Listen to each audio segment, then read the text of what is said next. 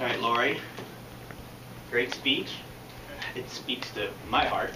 As a coach, that's exactly what I try to do.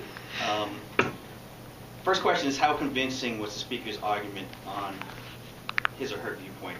I love the use of Pollyanna in the example and choosing how to feel in that example. I mean, one of the things you wrote here, it says what you see is what you get.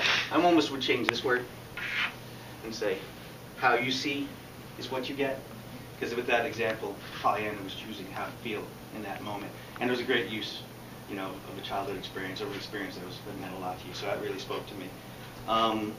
How effective was the speaker's emotional appeal? Well, you reflected on 9/11, and we all were affected by 9/11, and how we chose to see that moment.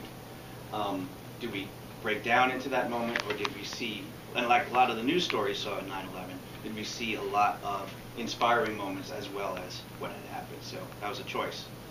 How closely did the presentation relate to the audience's interests? Well, I think, you know, for all of us being here, you know, we're choosing to do something for ourselves. We're choosing to be stronger at something. So, you know, it's a worldwide perspective, and it's, you know, we're all trying to overcome something.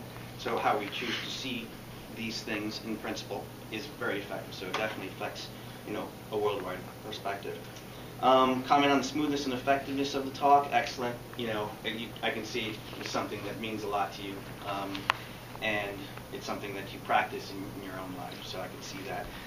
The visual aid using the peace line.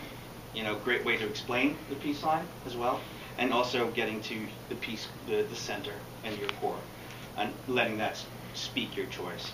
How persuasive was the speech? Well, it was excellent. You didn't have to persuade me very much because I believe you.